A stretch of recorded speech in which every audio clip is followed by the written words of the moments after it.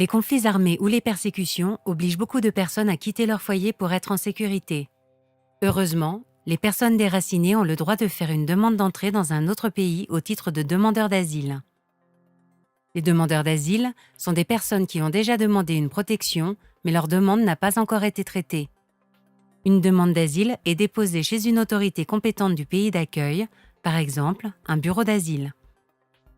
À partir de ce moment, ils sont reconnus comme demandeurs d'asile. Ils passent par un long processus pour prouver que leur demande de protection est légitime.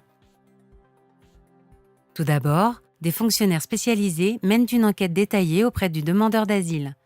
Cette entrevue aide à connaître l'origine du demandeur d'asile ainsi que les raisons de sa fuite.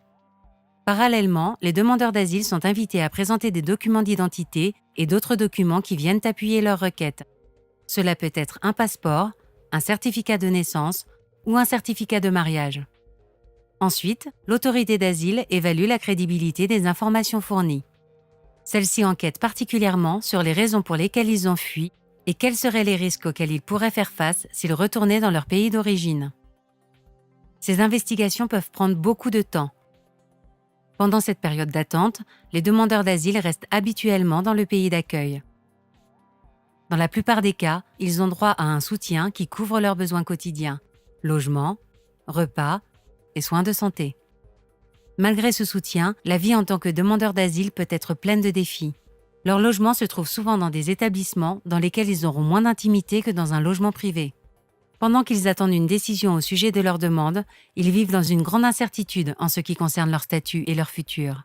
Au cours de la procédure, souvent, ils n'ont pas de permis de travail. Ils ne peuvent ni gagner leur propre salaire, ni avancer dans leur vie comme ils le désirent. Une fois que la procédure est terminée et que toutes les informations ont été vérifiées, les autorités prennent une décision sur la demande d'asile. Si la demande est rejetée, le demandeur d'asile est invité à retourner dans son pays, dans quelques cas avec le soutien du pays d'accueil. Certains font appel de cette décision.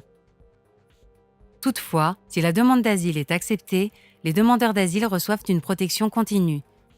Ils obtiennent le statut de réfugié ou un autre statut de protection. Les réfugiés ont non seulement le droit de rester dans leur pays d'accueil en toute sécurité et en toute dignité, mais aussi le droit d'accéder à l'éducation, au travail, aux soins de santé et à d'autres services essentiels.